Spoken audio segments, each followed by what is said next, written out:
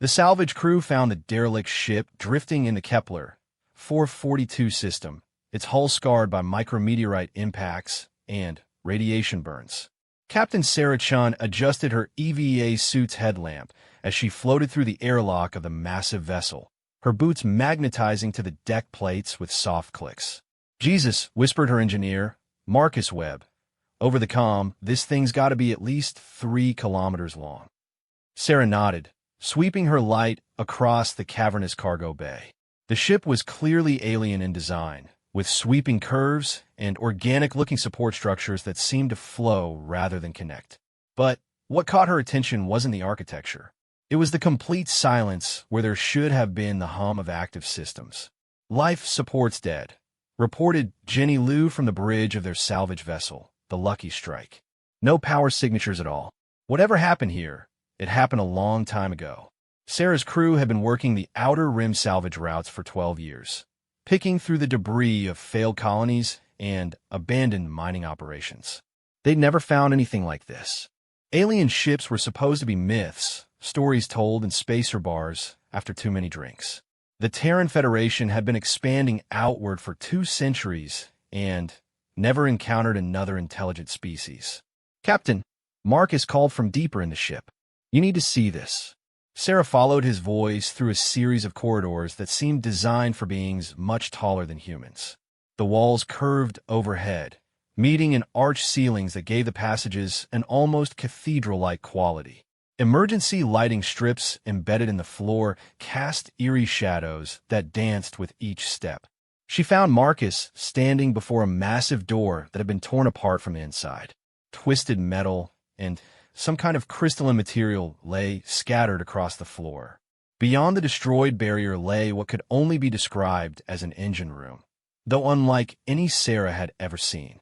The space was enormous, easily the size of a football stadium. At its center stood a structure that defied easy description. It looked like a giant flower made of metal and crystal, with petals that spiraled upward in complex geometric patterns. Conduits and cables ran from its base like roots, disappearing into the floor and walls. The entire assembly was dark and lifeless. "What do you think it is?" Marcus asked, his voice hushed with awe. Before Sarah could answer, their third crew member, Dr. Yuki Tanaka, joined them.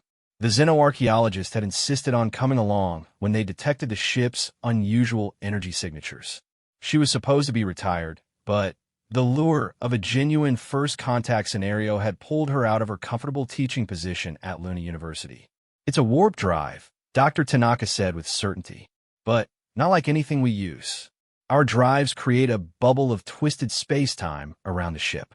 This looks like it actually folds space itself, creating a pathway through higher dimensions." Sarah felt a chill run down her spine. Humanity had only developed faster-than-light travel 50 years ago, and their warp drives were crude, barely controlled things that could only achieve a few times the speed of light.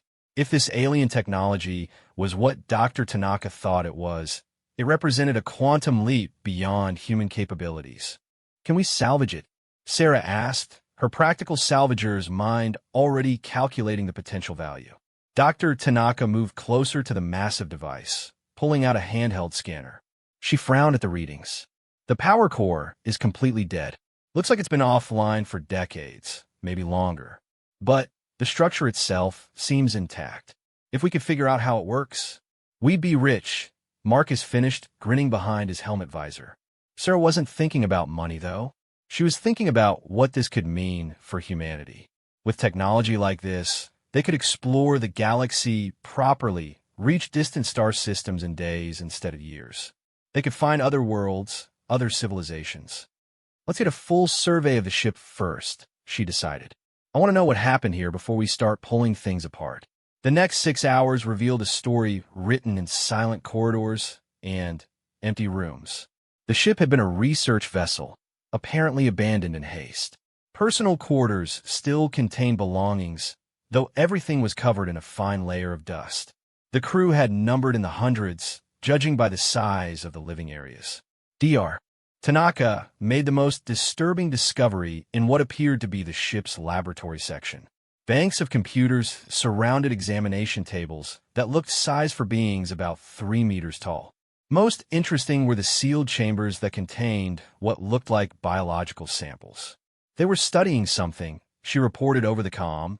These computers are still functioning on backup power. The language is completely alien, but I'm seeing patterns that might be mathematical equations. Sarah was in the ship's bridge when Dr. Tanaka's call came in. The command center was a marvel of alien engineering, with control surfaces that seemed to flow organically from the walls and floors. She'd been trying to make sense of the navigation displays when Marcus shouted from somewhere deep in the ship. "Captain, you need to get down here right now." His voice carried an edge of excitement that made Sarah move fast. She found him in a section they'd initially missed, a smaller chamber connected to the main engine room by a narrow accessway. The room looked different from the rest of the ship. Where everything else was curved and organic, this space was geometric, almost human in its design. But that wasn't what had Marcus excited. The chamber was filled with objects that took Sarah's breath away. They were toys. Not alien toys, but human toys.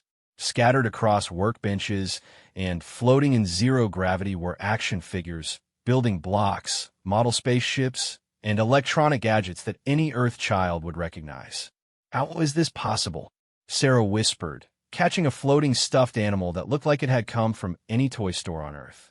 Dr. Tanaka appeared at the chamber entrance, her face pale behind her helmet visor. "I've been analyzing the computer records," she said quietly. "This ship didn't belong to an alien species, Sarah. It belonged to humans. Humans from about 200 years in our future." The implications hit Sarah like a physical blow. Time travel.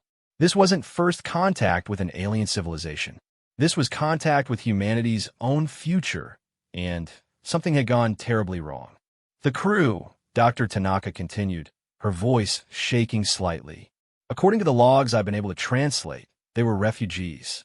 Something happened to Earth in their timeline. Something catastrophic. They were trying to escape backward through time when their drive failed." Marcus picked up one of the toys, a simple wooden train that seemed absurdly normal in the alien surroundings. Why the toys? What were they doing with children's playthings? Sarah was beginning to understand, and the realization made her stomach clench. "They weren't just refugees," she said slowly. "They were carrying the future of the human race. Those toys, they were probably all that was left of human childhood." The silence that followed was broken only by the soft hiss of their suit recyclers. Sarah looked around the chamber again, seeing it with new eyes. These weren't just toys scattered randomly. They were arranged with care, almost like a shrine. Someone had been maintaining this collection, preserving these fragments of a world that had died in some unimaginable catastrophe. "Captain," Jenny's voice crackled over the comm from the Lucky Strike. "I'm picking up movement on the long-range sensors. 3 ships, military configuration, heading straight for us. ETA about 6 hours. Sarah's blood went cold. Military ships meant only one thing out here in the Outer Rim. The Terran Defense Force had somehow detected their salvage operation and was coming to investigate. If they found the derelict ship, they'd confiscate everything and classify it beyond reach. "We need to move fast," she told her crew. "Dr. Tanaka, how long would you need to extract the core data from their computers?" "Hours at least," the archaeologist replied. "Maybe days to get everything." "We don't have days." Sarah made a decision that would change everything. "Marcus, start prepping the cutting equipment. We're taking the warp drive." "The whole thing?" Marcus stared at the massive device visible through the chamber's transparent wall. "Captain, that thing must weigh thousands of tons." "Then, we'd better get started." Sarah knew she was making the biggest gamble of her career. Salvaging alien technology was one thing, but removing a functioning warp drive from a derelict ship was dangerous beyond measure. If they made a mistake, they could tear a hole in space-time or worse. But as she looked at the toys floating around the chamber, she knew she didn't have a choice. These weren't just the remnants of some failed expedition. They were humanity's future, literally.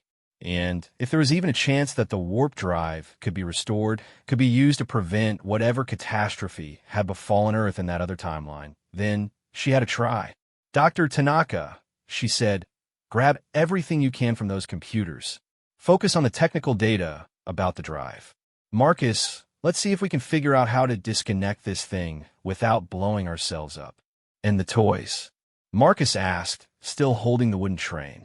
Sarah looked around the chamber one more time. These simple objects had survived the death of worlds, had been carried across time itself by desperate people trying to preserve something of their lost civilization. We take them all, she said finally. Every single one. As her crew began the delicate work of analyzing the alien warp drive, Sarah couldn't shake the feeling that they were at a turning point in human history. The Terran Defense Force ships were getting closer every hour, and once they arrived, the opportunity would be lost forever. She pulled out her personal log recorder and began to speak quietly. Personal log, Captain Sarah Chun, salvage vessel Lucky Strike. We've made a discovery that could change everything we know about humanity's future. I don't know if what we're doing is right, but I know it's necessary. If we can restore this drive, if we can understand the technology that brought these people back through time, maybe we can change their future. Maybe we can save Earth before it's too late. She looked at the massive warp drive, its crystalline petals catching the light from their work lamps. Somewhere in those alien geometries lay the secret to folding space and time itself. And if a bunch of children's toys could help unlock that secret, then humanity might have hope after all. The race against time had begun. Dr. Yuki Tanaka's fingers flew across her portable interface as she dove deeper into the alien computer systems. The language was unlike anything she'd encountered, but patterns were beginning to emerge. Mathematical constants that appeared universal, geometric relationships that seemed to describe the folding of space-time itself. Sarah, you need to see this, she called out, her voice tight with excitement and fear. Captain Chun floated over from where she'd been supervising Marcus's analysis of the warp drive's power coupling systems. The engineer had been using every scanner they had to map the device's internal structure, trying to understand how the massive crystalline assembly could be safely disconnected. Dr. Tanaka pointed to her screen, where flowing alien symbols scrolled past in organized columns. I found their disaster records. The catastrophe that destroyed Earth in their timeline. It wasn't natural. It was an invasion. Sarah felt the temperature in her EVA suit seemed to drop several degrees. Alien invasion? Not exactly. Dr. Tanaka's voice carried a note of horrified fascination. According to these records, the invaders were human. Or, they had been human once. The logs call them the consumed, humans who had been altered by some kind of parasitic organism that spread across Earth like a plague. The implications were staggering. Sarah had been assuming that they were dealing with some kind of natural disaster, maybe a solar flare or asteroid impact. The idea that humanity could be destroyed by its own corrupted members was far worse. How long ago did this happen? She asked. In their timeline, if I'm reading these dates correctly, about 18 months from now. Sarah's blood turned to ice. 18 months. Not centuries in some distant future, but less than 2 years from their present time. If this timeline was accurate, Earth was running out of time fast. Captain, Marcus's voice crackled over the comm. I think I've figured out how to remove the drive, but we've got a bigger problem. This thing isn't just a warp drive. It's connected to something else. Sarah pushed off from Dr. Tanaka's workstation and sailed through the zero gravity to where Marcus was working. The engineer had managed to access one of the alien control panels, and holographic displays were showing the internal structure of the massive drive assembly. Look at this, Marcus said, pointing to the three-dimensional image floating before them. The warp core is just the tip of the iceberg. There's another system connected to it, something that extends throughout the entire ship. I think it's what they use for the time travel. The hologram showed a network of conduits and nodes that spread through the derelict vessel like a nervous system. At key points, the network connected to smaller versions of the crystalline structures they'd seen in the main drive. Temporal manipulation requires exponentially more energy than spatial warping, Dr. Tanaka explained, joining them at the display. They must have built a distributed system to handle the power requirements. Sarah studied the readouts, her salvager's instincts warring with the magnitude of what they were attempting. Can we take it all? Not in the time we have, Marcus said regretfully. The temporal components are integrated into the ship's structure. We need weeks to extract them safely. But the warp drive itself? Marcus nodded slowly. That I can do. The main assembly is modular, designed to be removed for maintenance. But, Captain, without the temporal components, we'll just have a really advanced, faster-than-light drive. No time travel capability. Sarah made a quick calculation in her head. The TDF ships were still 4 hours away. How long to extract the warp drive? 3 hours if everything goes perfectly. Maybe 4 if we run into complications. It would be close, but they might just make it. Sarah was about to give the order to begin when Dr. Tanaka made a discovery that changed everything. Sarah, I found something else in the computer records. The children's toys, they're not just mementos. They're components. Both Sarah and Marcus turned to stare at the archaeologist. Components for what? Dr. Tanaka's hands shook slightly as she pulled up another file on her interface. The future humans didn't just bring those toys for sentimental reasons. They discovered that certain geometric patterns found in children's building toys were actually mathematical representations of higher dimensional space. They used them as computational matrices for their temporal calculations. Sarah felt her worldview shifting again. You're saying that children's toys contain the mathematical keys to time travel? Not intentionally, Dr. Tanaka explained. But think about it. Children's toys are designed to teach spatial reasoning, pattern recognition, and three-dimensional thinking. The same cognitive skills needed to understand higher-dimensional mathematics. The future humans realized that some toy designs accidentally approximated the geometric relationships needed to fold spacetime. Marcus was staring at the floating toys in the chamber. So those building blocks and puzzle games are computational elements for a time machine, Dr. Tanaka finished. The aliens, the future humans, they built their temporal navigation system around toys because toys are humanity's way of teaching children to think beyond normal three-dimensional space. The revelation was both beautiful and terrifying. Humanity's greatest discovery might have been hiding in plain sight for centuries in every playroom and toy box on Earth. Can we use them? Sarah asked. If we're taking the warp drive anyway, could we also build a working temporal system? Dr. Tanaka was quiet for a long moment, studying the alien data. Theoretically, yes, but it would require perfect understanding of the mathematics involved. One mistake, and we could tear a hole in the fabric of reality itself. Sarah looked at the countdown timer on her wrist display. 3 hours and 37 minutes until the TDF ships arrived. She made another command decision that would have far-reaching consequences. Dr. Tanaka, download everything you can about their temporal mathematics. Marcus, start the extraction of the warp drive. I'm going to collect every toy in that chamber. Captain, Marcus said carefully, what exactly are you planning? Sarah was already moving toward the toy chamber, magnetic boots clicking against the deck plating. I'm planning to give humanity a fighting chance. If there really is an invasion coming in 18 months, we need every advantage we can get. That includes time travel. The next 3 hours passed in a blur of desperate activity. Marcus worked with surgical precision to disconnect the massive warp drive from its mounting points, using plasma cutters and gravitational manipulators to free the multi-ton assembly. Dr. Tanaka downloaded terabytes of data from the alien computers, focusing on anything related to temporal mechanics and warp drive operation. Sarah collected every toy from the chamber, carefully storing each one in padded containers aboard the Lucky Strike. As she worked, she began to see patterns that she'd missed before. The toys weren't randomly scattered. They were arranged in specific configurations, with certain pieces positioned relative to others in ways that suggested mathematical relationships. Jenny, she called over the comm to their pilot. How are we looking on time? TDF ships are 2 hours out, and closing fast, came the reply. They've started broadcasting identification demands. I'm telling them we're investigating a derelict mining platform, but I don't think they're buying it. Sarah felt sweat beading on her forehead inside her helmet. If the Terran Defense Force caught them with the alien technology, they'd not only lose everything they'd found, but they'd probably face court-martial for unauthorized salvage of strategic materials.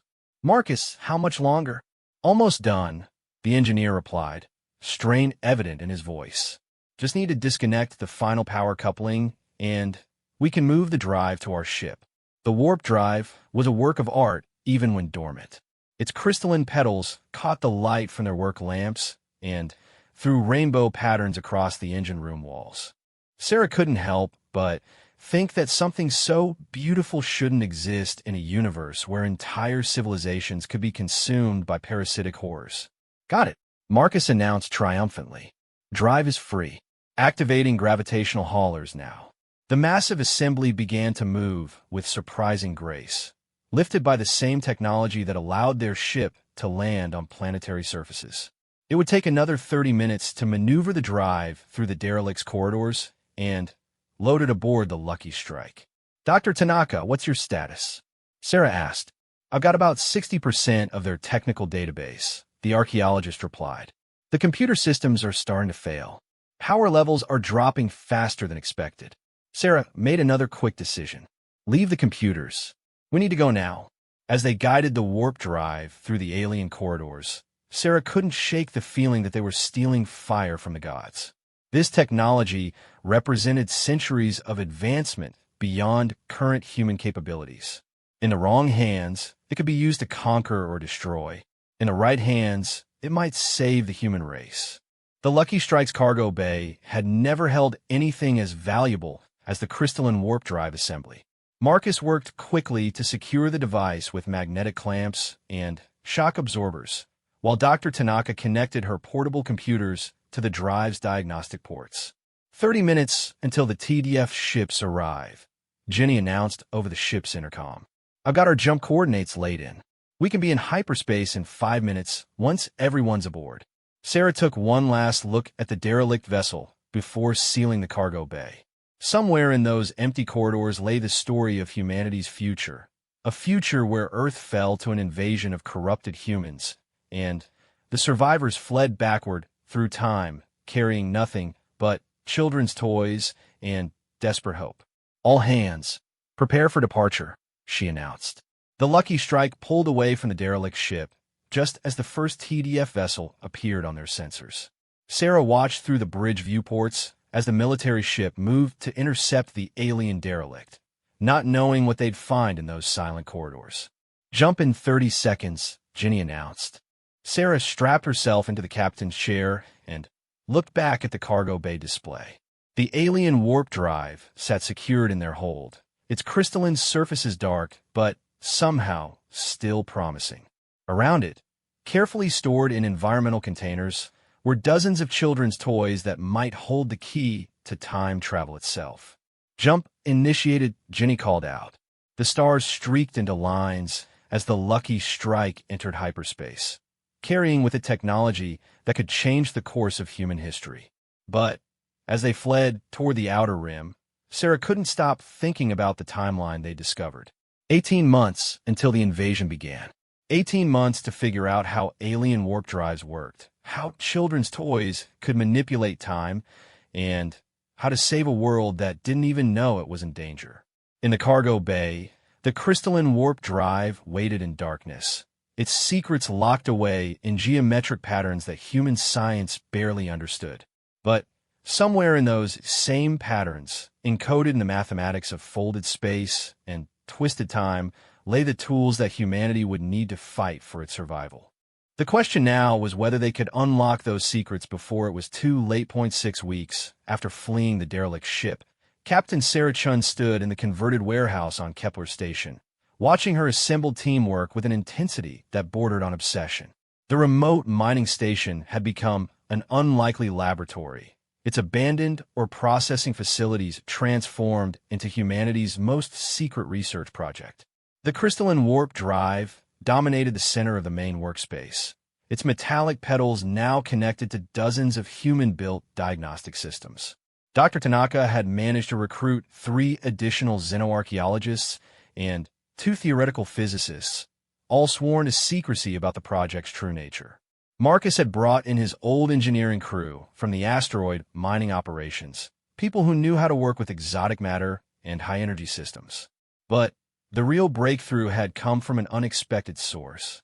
"Sarah, you need to see this," called Dr. Amanda Foster, the child psychologist who had joined their team 3 weeks earlier. Sarah had initially resisted bringing in someone from such an unrelated field, but Dr. Tanaka had insisted that understanding how children's minds worked might be the key to understanding how the toys interfaced with the temporal mathematics. Sarah walked over to where Dr. Foster was working with a collection of building blocks and geometric puzzles. The psychologist had arranged them in patterns that seemed random to Sarah's eyes, but she could see that there was some kind of underlying logic to the configuration. "I've been working with the children from the station's residential sector," Dr. Foster explained, showing them the toys we recovered and asking them to play with them naturally without any guidance from adults. Kepler Station housed about 200 families, mostly minors and their dependents. The children ranged in age from 5 to 16, and Dr. Foster had convinced their parents that she was conducting a study on cognitive development in low-gravity environments. "And?" Sarah prompted. Dr. Foster smiled, the expression of someone who had just solved a puzzle that had been bothering her for weeks. "The children don't see toys, Sarah. They see mathematical relationships. When 8-year-old Tommy Martinez plays with those geometric blocks, he's not building castles or spaceships. He's creating three-dimensional representations of higher-order mathematical functions." Sarah stared at the arrangement of blocks. To her, they still looked like toys. "How can you tell?" "Because I've been comparing their play patterns to the mathematical formulas Dr. Tanaka extracted from the alien computers. The children are unconsciously solving equations that our best physicists struggle with." Dr. Tanaka appeared at Sarah's shoulder, having overheard the conversation. "It makes sense from an evolutionary perspective. Human children spend years learning to navigate three-dimensional space, understanding how objects relate to each other, how to predict movement and trajectory. Their brains are naturally wired for the kind of spatial mathematics that underlies warp technology." Sarah looked around the warehouse at her team of adult scientists, all struggling with equations and theories that seemed to come naturally to children playing with blocks. "So you're saying that kids understand this better than we do?" "Not consciously," Dr. Foster corrected, "but their brains are structured to grasp these relationships intuitively. The future humans must have realized this and incorporated children's toys into their computational systems, because toys teach the same mathematical concepts needed for temporal manipulation." Marcus joined the group, wiping grease from his hands. He'd been working on the warp drive's power coupling systems for the past week, trying to understand how the crystalline assembly converted energy into space-time distortion. "Speaking of temporal manipulation," he said, "I think I've figured out why the drive isn't working. It's not broken. It's locked." Sarah felt her stomach drop. "Locked how?" Marcus led them to the diagnostic station he'd set up next to the drive. Multiple screens showed energy flow patterns, resonance frequencies, and quantum field measurements. Most of it was beyond Sarah's understanding, but she could see that the patterns were wrong somehow. "The drive is designed with built-in safety protocols," Marcus explained. "It won't activate without proper authentication codes. I think the future humans programmed it to prevent unauthorized use." "Can you bypass the locks?" Dr. Tanaka asked. Marcus shook his head. "Not with conventional methods. The authentication system is based on quantum entanglement patterns. Even if I could break the encryption, any attempt to force entry would probably destroy the drive's core matrices." Sarah felt weeks of work crashing down around her. They'd risked everything to obtain the alien technology, assembled a secret research team, and spent their life savings converting an abandoned warehouse into a laboratory. And now they were being told that the device they'd stolen was essentially a very expensive paperweight. "There has to be another way," she said firmly. "The future humans didn't build this thing to be unusable." Dr. Foster had been listening to the conversation with growing excitement. "What if the authentication isn't based on codes or passwords? What if it's based on understanding?" The others turned to look at her. "What do you mean?" Dr. Tanaka asked. "The toys," Dr. Foster said, pointing to the collection of blocks and puzzles. "What if they're not just computational elements? What if they're also keys?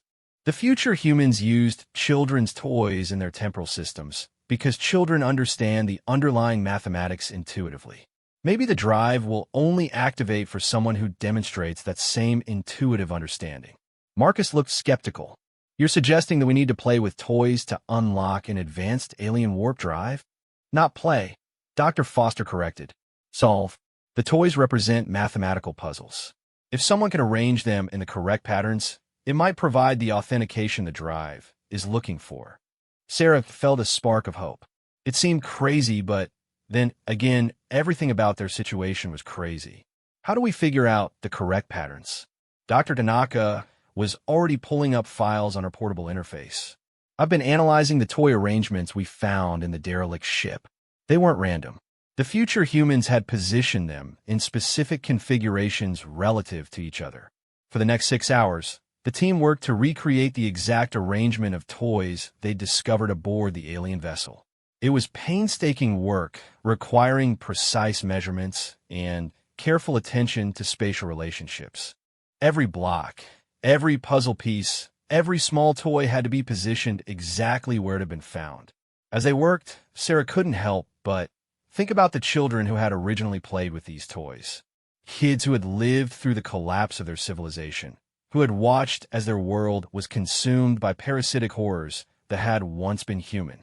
Those children had somehow found comfort in simple wooden blocks and plastic puzzles, even as their parents built desperate time machines from the mathematical principles hidden in those same toys.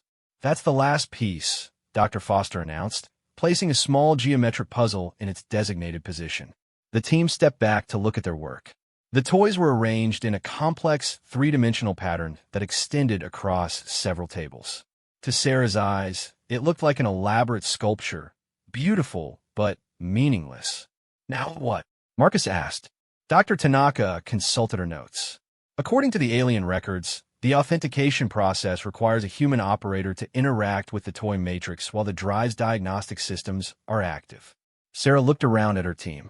They were all accomplished professionals, experts in their respective fields. But none of them had the intuitive understanding of three-dimensional mathematics that seemed to come naturally to children. Dr. Foster, Sarah said slowly, how would you feel about bringing one of the children down here? The psychologist looked uncomfortable. Sarah, we can't involve a child in something this dangerous. If the drive malfunctions, if the drive doesn't work, we might not have a world left for children to grow up in, Sarah replied grimly. The invasion timeline shows 18 months.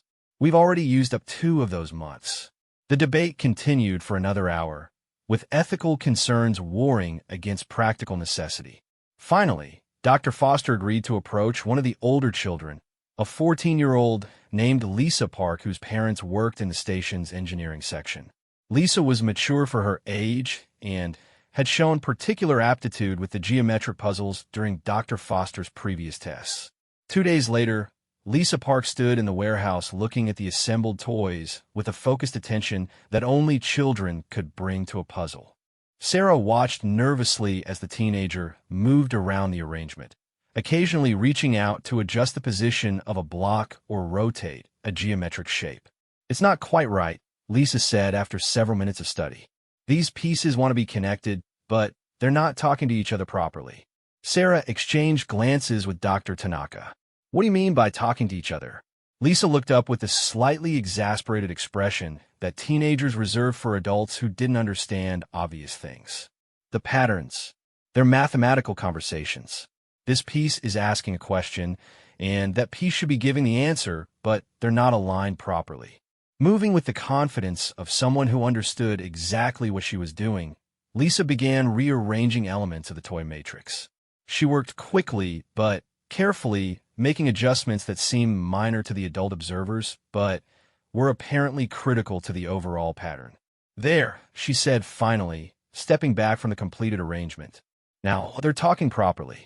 The moment Lisa finished speaking, the warp drive came to life. The crystalline petals began to glow with soft, pulsing light, and a low harmonic vibration filled the warehouse. Diagnostic screens around the room lit up with data streams as the drive systems activated for the first time in decades. It's working, Marcus breathed, staring at his instruments in amazement. The authentication protocols have accepted the toy matrix as a valid key. But the real surprise came when Dr. Tanaka checked the temporal sensors they'd constructed based on the alien technical data. Sarah, the drive isn't just active. It's charging the temporal manipulation systems. Somehow, activating the warp drive has also unlocked the time travel capabilities.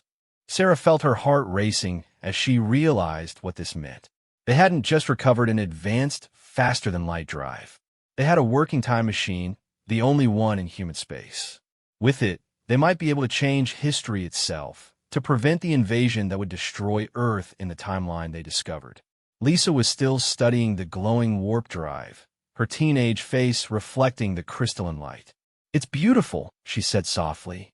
"And it's scared." "Scared?" Dr. Foster asked. "What do you mean?" "The machine remembers," Lisa explained, her voice taking on a distant quality. "It remembers running away from something terrible.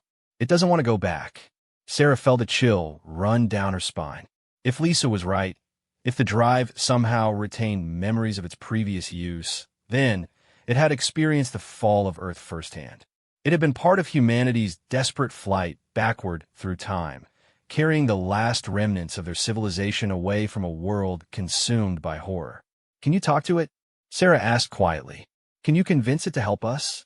Lisa nodded slowly, reaching out to touch one of the crystalline petals. As her fingers made contact, the drive's harmonic vibration changed, becoming more complex, almost musical. "I can try," the teenager said. "But it's going to want something in return." "What?" Lisa closed her eyes, her hands still resting on the alien crystal. When she opened them again, there were tears on her cheeks. "It wants us to promise that we'll save the children," she whispered. "All of them. Not just Earth, but all the worlds that humanity will spread to. It wants us to promise that no child will ever again have to watch their world die while clutching toys that are all they have left of home." Sarah looked around the warehouse at her team, at the glowing alien technology, at the mathematical patterns hidden in children's toys.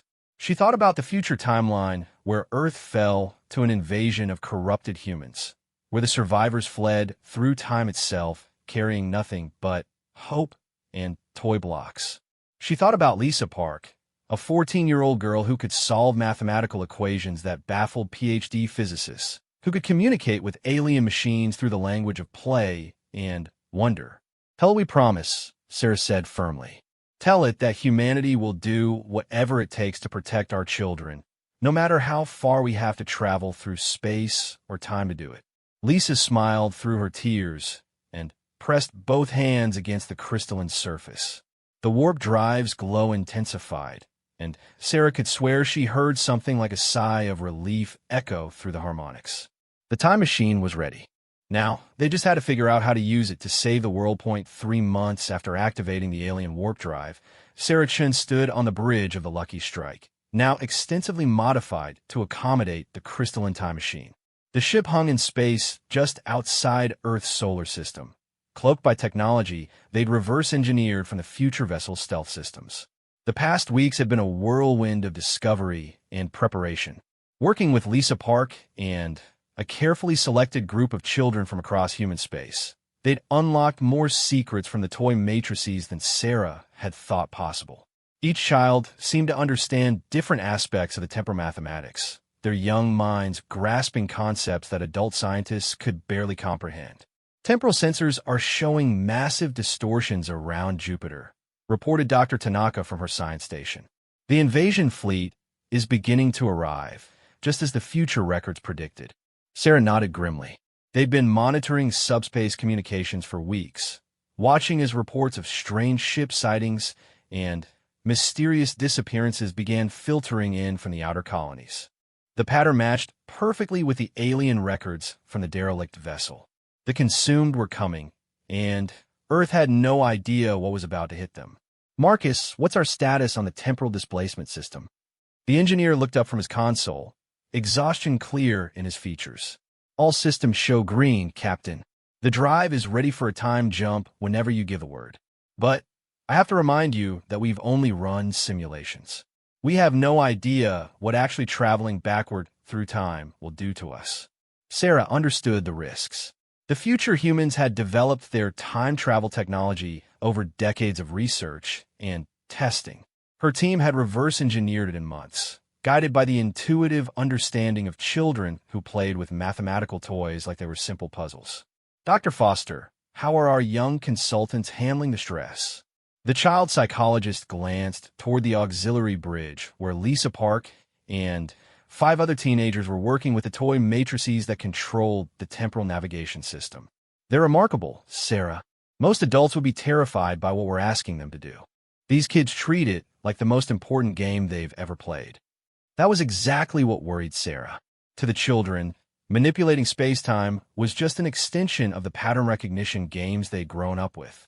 They didn't fully understand the implications of failure, the possibility that a mistake could unravel the fabric of reality itself. Contact from the surface, Jenny announced from the communication station. It's Admiral Harrison from Terran Defense Command.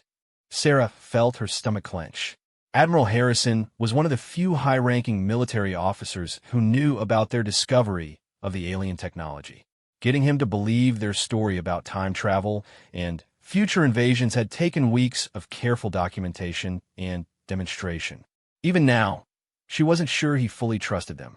Put him through. Admiral Harrison's weathered face appeared on the main view screen, his expression grim. Captain Chun, our deep space monitoring stations have confirmed your predictions. We're detecting massive gravitational anomalies throughout the outer system. Whatever's coming, it's big. How much time do we have? Sarah asked. Based on the approach vectors, maybe 6 hours before the first wave reaches Mars orbit. 12 hours before they get to Earth. Our fleet is moving to intercept, but frankly, we're not optimistic about our chances against technology that advanced. Sarah had seen the tactical projections. The consumed used ships that were partially organic, able to adapt and evolve their defenses in real time. Human weapons that worked in the first few minutes of battle became useless as the enemy vessels literally evolved immunity to them. It was how they'd conquered Earth in the original timeline, overwhelming human defenses through sheer adaptive superiority. Admiral, are you ready to authorize the temporal mission? Harrison was quiet for a long moment. The idea of sending a single ship back in time to prevent the invasion went against every military doctrine he'd learned. But the alternative was watching Earth fall to creatures that had once been human. Authorization confirmed, Captain. You have full discretionary authority to take whatever actions you deem necessary to protect human civilization. And Captain, good luck. All of our futures depend on you. Sarah felt the weight of responsibility settle on her shoulders like a physical burden. The entire human race was counting on a salvage captain, a handful of scientists, and a group of teenagers who could solve temporal equations by playing with toys. All stations prepare for temporal displacement, she announced over the ship's intercom. Lisa, are you and your team ready? The 14-year-old's voice came back with the confidence that only children possessed. Ready, Captain. We've calculated the optimal insertion point. We're going back exactly 18 months, 3 days, and 7 hours. That should put us just before the first consumed ships begin their journey toward Earth. Sarah strapped herself into the captain's chair. Through the bridge viewports, she could see the distant glow of Jupiter, now surrounded by the gravitational distortions that marked the arrival of humanity's doom. In a few hours, those ships would begin their approach toward Earth, and the invasion that would consume human civilization would begin, unless they could change history itself. Initiate temporal displacement, Sarah commanded. The crystalline warp drive came to life with a harmony that seemed to resonate in Sarah's bones. The toy matrices on the auxiliary bridge began to glow as Lisa and her team manipulated them with the fluid grace of children playing their favorite game. Throughout the ship, reality began to bend as the drive folded space and time around them. Sarah watched the chronometer on her display as it began counting backward. Seconds became negative numbers, minutes reversed their flow, hours unwound like a tape player running in reverse. The sensation was indescribable, as if she was falling upward through a dimension that existed perpendicular to normal space. The universe outside the ship became a kaleidoscope of colors and lights as they moved backward through time. Sarah glimpsed fragments of the recent past flashing by the viewports like scenes from movie played in reverse. Ships undocking from stations, asteroids reforming after mining operations, the gradual retreat of human expansion as they moved further into history's past. Temporal insertion in 30 seconds, Lisa announced, her young voice steady despite the reality-warping chaos surrounding them. Sarah gripped her chair's armrests as the ship shuddered with forces that shouldn't exist. The warp drive's harmonics reached a crescendo, and she could swear she heard the voices of children singing in languages that hadn't been invented yet. 10 seconds, 5, 4, 3, 2. Reality snapped back into focus with an almost audible crack. The chronometer on Sarah's display showed a date 18 months in their past, exactly as planned. Outside the viewports, space looked normal again, with no sign of the gravitational distortions that had marked the invasion fleet's arrival. Temporal displacement successful, Dr. Tanaka reported, her voice shaking with excitement and relief. We're 18 months in the past, relative to our departure point. Sarah felt a surge of triumph, quickly followed by the realization that the hard part was just beginning. They'd successfully traveled back in time, but now they had to figure out how to prevent an invasion by creatures that wouldn't exist for another year and a half. Marcus, what's our status on the warp drive? All systems nominal, Captain. The drive performed flawlessly. We could make another temporal jump if necessary. Sarah hoped it wouldn't be necessary. According to their calculations, each time jump created quantum resonances that made subsequent jumps more dangerous. They had perhaps 1 or 2 more opportunities to travel through time before the accumulated paradox effects became potentially catastrophic. Dr. Tanaka began scanning for signs of the parasitic organism that creates the consumed. Based on the future records, the initial infection should already be spreading through the outer colonies. The next several days passed in intensive investigation as they traced the origins of humanity's future doom. The parasitic organism, they discovered, was already present on 3 mining colonies in the outer system. It appeared to be extraterrestrial in origin, possibly brought back by deep space exploration missions that had ventured beyond the heliopause. The parasite was insidious in its operation. It infected humans slowly, subtly altering their neurochemistry and behavior patterns over months or years. By the time the changes became obvious, entire populations could be compromised. The infected retained their human appearance and much of their original personality, but they were driven by an overwhelming compulsion to spread the parasite to other worlds. It's brilliant in a horrifying way, Dr. Tanaka explained during one of their planning sessions. The parasite doesn't destroy human civilization. It co-opts it, uses our own expansion and colonization efforts to spread itself throughout human space. Sarah studied the data they'd gathered, looking for patterns that might suggest a solution. Can the infection be cured? The future records mentioned treatments. Only in the early stages, Dr. Tanaka replied grimly. Once the parasite fully integrates with the host's neural system, removal is impossible without killing the patient. The future humans developed quarantine protocols and screening procedures, but by then it was too late. Too many people were already infected. Sarah realized what they had to do, and the thought made her stomach turn. To prevent the invasion, they would have to destroy the infected colonies before the parasite could spread further. 3 entire worlds with populations in the hundreds of thousands would have to be sacrificed to save Earth and the rest of human space. There has to be another way, Marcus said when Sarah explained her conclusion. We can't just commit genocide. It's not genocide if they're not human anymore, Sarah replied, hating herself for the words, even as she spoke them. The future records are clear. Once the infection reaches critical mass, the host becomes something else entirely. Something that views uninfected humans as resources to be consumed. The debate continued for hours, with ethical concerns warring against practical necessity. Finally, Lisa Park spoke up from where she'd been quietly working with the toy matrices. What if we don't have to destroy the colonies? The teenager asked. What if we could quarantine them instead? Sarah looked at the girl with growing hope. What do you mean? Lisa gestured to the glowing toys arranged before her. The warp drive doesn't just fold space for travel. It can create stable spatial distortions, like pockets of twisted space-time. We could isolate the infected worlds in their own dimensional bubbles, cutting them off from normal space until a cure can be developed. Dr. Tanaka studied the mathematical patterns Lisa was creating with the toy blocks. It's theoretically possible. We'd essentially be creating localized space-time barriers around each infected world. They'd still exist, but they'd be inaccessible from normal space. And the people inside the barriers? Marcus asked. Would continue to live their lives normally, Lisa explained. Time would pass at the same rate for them as for us. But they couldn't leave their worlds, and we couldn't reach them. It would buy us time to develop better treatments for the parasite.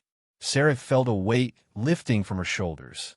It wasn't a perfect solution, but it was better than the alternatives. How long would it take to set up the spatial barriers? About a week for each world, Lisa replied. The toy matrices would need to be reconfigured for each dimensional pocket we create. Over the next month, Sarah's team worked tirelessly to implement Lisa's plan. The Lucky Strike visited each infected world in turn, using the alien warp drive to create stable dimensional barriers that effectively remove them from normal space. To outside observers, the worlds simply vanished, replaced by empty space where entire planets had once orbited their stars. It wasn't without complications.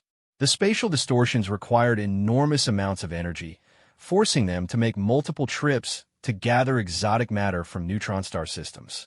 The toy matrices had to be precisely calibrated for each barrier, with Lisa and her team spending days solving the mathematical relationships needed to stabilize each dimensional pocket.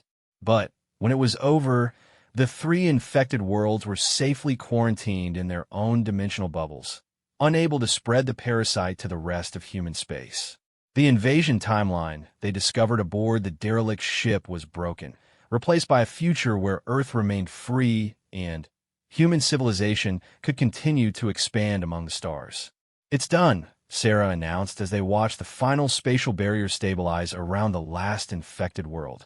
The invasion has been prevented. Dr. Tanaka was monitoring the chronometer they'd built to track temporal fluctuations. Confirmed. The future timeline is shifting. The invasion we witnessed is no longer inevitable. Sarah felt a profound sense of accomplishment, tempered by the knowledge of what they'd had to do. 3 worlds full of people were now trapped in dimensional isolation, their fates dependent on humanity's ability to eventually develop a cure for the parasitic organism. What happens to us now? Marcus asked. Do we return to our own time, or do we stay here in the past? Sarah had been considering the same question for weeks. Their mission was complete, but returning to their original timeline would mean abandoning the past they'd helped create. More importantly, it would mean leaving Lisa and the other children behind, when their unique abilities might be crucial for humanity's future. We stay, she decided. Someone needs to monitor the spatial barriers and work on developing treatments for the parasite. And Lisa's team, they're too important to leave behind. Their understanding of the temporal mathematics could be crucial for humanity's development. Lisa looked up from the toy matrix she was disassembling, her teenage face serious beyond her years. Will you tell them the truth? About where we came from and what we prevented? Sarah considered the question. The truth would sound like science fiction to most people. A story about time travel and alternate timelines, about children who could solve temporal equations by playing with toys, about an invasion that never happened because they'd changed history itself. We'll tell them what they need to know, Sarah said finally. That there are threats out there in the galaxy that humanity needs to be prepared for. That children's minds are capable of understanding things that adult scientists struggle with. That sometimes the most important discoveries come from the most unlikely places. She looked around at her team, at the modified salvage ship that had become humanity's first-time machine, at the children who had helped them save the world by playing with toys. They'd started as simple salvagers looking for valuable scrap metal. They'd become the guardians of humanity's future. Years later, When Sarah had become the head of the newly formed Temporal Research Institute, she would sometimes visit the dimensional barriers they'd created around the infected worlds. The barriers still held strong, powered by the alien warp drive technology and maintained by new generations of children who could solve space-time equations as easily as their ancestors had played with building blocks. Inside those barriers, the infected populations continued their lives, unaware that they existed in pocket dimensions isolated from the rest of the universe. Scientists worked tirelessly to develop treatments for the parasitic organism, making slow but steady progress toward an eventual cure. And in schools throughout human space, children played with new kinds of toys designed to teach spatial reasoning and multidimensional thinking. They built structures that defied conventional geometry, solved puzzles that incorporated principles of quantum mechanics, and learned to see the universe as a place where space and time could be folded like origami. They didn't know they were being prepared for humanity's expansion into realms beyond normal space-time. They thought they were just playing games, which was exactly as it should be. After all, the most important discoveries in human history had come from the playrooms and toy boxes of children who saw possibilities that adults had forgotten how to imagine. The future belonged to those who could play with the fundamental forces of the universe and call it fun. And thanks to a salvage crew who had been brave enough to steal fire from tomorrow, humanity would have all the time it needed to learn how to build that future properly. In the end, children's toys had saved the world, just as they always had, in ways that adults rarely bothered to notice.